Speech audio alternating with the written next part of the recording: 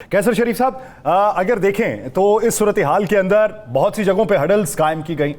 कितने कारकुनान अब तक हैं जो आपकी इत्तलात के मुताबिक गिरफ्तार हैं?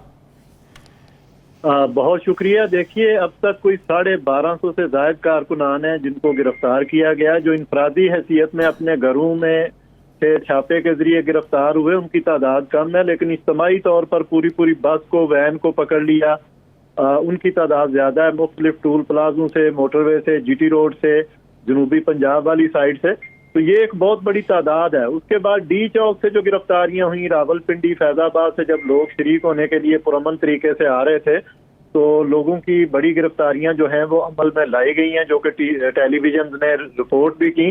तो इस तरह ये कुल मिला के तकरीबन 1250 से ज्यादा कारकुनान और जिम्मेदारान हैं जो अभी हिरासत में हैं, जिनको गिरफ्तार किया गया है, जिसकी हम मजम्मत करते हैं। और हम ये समझते हैं कि ये किसी भी जमहूरी दौर में ये रवैया जो है वो काबिल कबूल नहीं रहा और अब भी काबिल कबूल नहीं है। हुकूमत फौरी तौर पर हमारे कारकुनान को रिहा करे और पुरअमन एहतजाज करना हर एक शहरी का कानूनी, जमहूरी और आईनी हक है और हर एक को वो हासिल है। उससे आप उसको जबरदस्ती इस अंदाज में नहीं रोक सकते। हुकूमत बुखलाहट का शिकार है और ये खुली फसाइयत पर उतर आई है। कैसर शरीफ साहब, आप लोग पहुंच के हैं प्लान बी पे। प्लान ए तो था डी चौक का, अब हम क्या समझे प्लान ए ख़त्म हो गया और प्लान बी पे रहेंगे। और सुनने में आया कि आज किसी वक्त भी आपके मुज़ाकरात भी हो सकते हैं। आप तो कहते हैं ये फार्म 47 की हुकूमत है, तो क्या फार्म 47 की हुकूमत से मुज़ाकरात करेंगे? राना साहब, देखिए, फार्म 47 की हुकूमत है, लेकिन मुसल्लत कर दी गई है, इख्तियारात और ताकत उसको दे दी गई है। तो मुज़ाकरात तो बहरहाल गुफ्तगू करनी है, मसाइल का हल करवाना है, डिसीजन करवाना है, वो तो उन्हीं से ही करवाया जाएगा। ये हमारी बदकिस्मती है कि उन्हीं ही के जरिए होगा। जहाँ तक ताल्लुक है कि उनके अलावा तो कोई ऐसा जरिया नहीं है कि जो इन मसाइल को हल करे। इसलिए जमात इस्लामी ने हुकूमत को कोई बहुत बड़ी लिस्ट जो है वो नहीं दी, बल्कि हमने तो कहा है कि अवाम को रिलीफ दो और हुकूमत अगर ये मसला हल करना चाहती है तो बिजली के बिल का, IPP का जो मामला है, जो पैमाने पर निचोड़ा गया है और उनके जालमाना मुआहदे हैं और अरबों खरबों रुपया वो ले चुके हैं। बिजली इस्तेमाल नहीं भी की जाती तो उनको पेमेंट की जाती है, उनको रिविजिट किया जाए। इसी तरह जो तनख्वाहदार तबके पर बड़े पैमाने पर टैक्स लगाया गया है, उस टैक्स को भी कम किया जाए।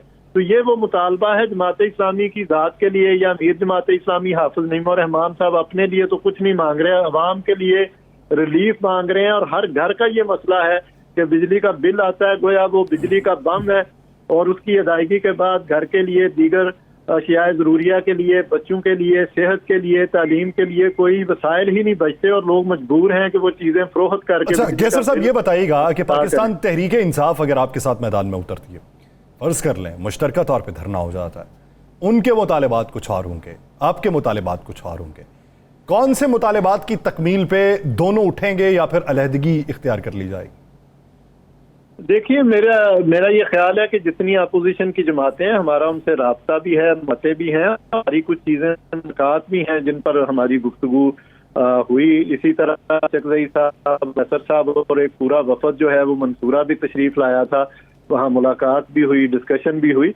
बहुत सारी मुश्तरकात हैं। जिस तरह हम ये समझते हैं कि फार्म 47 पर जो हुकूमत मुसल्लत की गई है, ये इसका मैंडेट नहीं है, उनका भी यही मौक़िफ़ है। महंगाई के हवाले से, बेरोजगारी के हवाले से भी वो यही बात कर रहे हैं, बिजली के बिलों के हवाले से भी उनका यही है।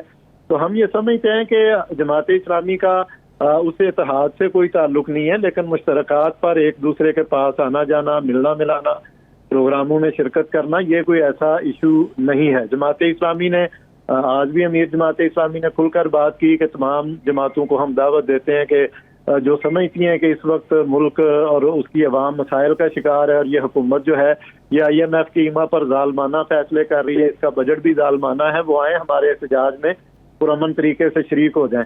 तो मैं ये समझता हूँ कि ये आने वाले दिनों में इसमें शायद चीज़ें डेवलपमेंट होगी और बहुत सारी चीजें आपको देखने को मिलेंगी। आज भी मैंने महसूस किया कि हाफिज नईमुर रहमान साहब की अपील पर बहुत सारी दीगर जमातों के कारकुनान जो हैं वो जमात इस्लामी के प्लेटफॉर्म से जदोजहद कर रहे हैं और पुरअमन है और बड़े अच्छे अंदाज में उन्होंने हाफिज नईम साहब के इस इनिशिएटिव को نہ صرف پسند کیا ہے بلکہ وہ اپنے گھروں سے نکلے ہیں اور اس دھرنے میں شامل ہیں۔ اچھا یہ تو بتا دیں کہ آپ کے سمجھ لیں کہ مذاکرات شروع ہو جاتے ہیں آج رات کو ہی، مذاکرات پہ یقین دہانی پہ جائیں گے یا عمل درآمد پہ جائیں گے؟ دیکھیے رانا صاحب، ہمارے مذاکرات کا اول اور آخر جو ہے وہ عوام کو ریلیف دلانا ہے۔ ہم جب تک عوام کو ریلیف عملی طور پر نہیں دیا جاتا، چیزیں نہیں ہو جاتی، یہ دھرنا جو ہے امیر جماعت اسلامی نے اناؤنس کیا ہے یہ جاری رہے گا۔ اگر ہم کو اسی طرح روکا گیا، ہمارے رستے جو ہیں ان پہ رکاوٹیں کھڑی کی گئیں، گرفتاریاں کی گئیں، تو انہوں نے یہ بھی کہا ہے کہ پھر دھرنا نہیں کئی دھرنے ہوں گے۔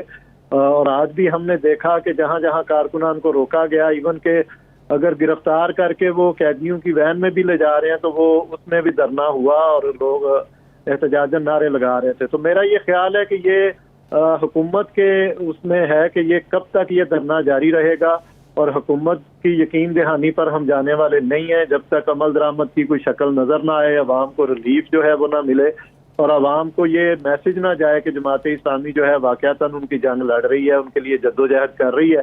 تو میرا خیال ہے کہ اس صورت میں ہی اس دھرنے کا جو ہے وہ خاتمہ ہوگا، اور امیر جماعت اسلامی حافظ نعیم الرحمان صاحب ہی کے ذریعے جو ہے اس کا اعلان سامنے آئے گا۔ اچھا کیسر صاحب یہ بتائیے، جو کارکنان آپ کے گرفتار ہو گئے جن کی تعداد آپ 1250 سے زائد بتا رہے ہیں، ان کی رہائی کے لیے ساتھ ہی ساتھ کوششیں کرتے رہیں گے یا پھر اس دھرنے کے اختتام پہ سوچا جائے گا؟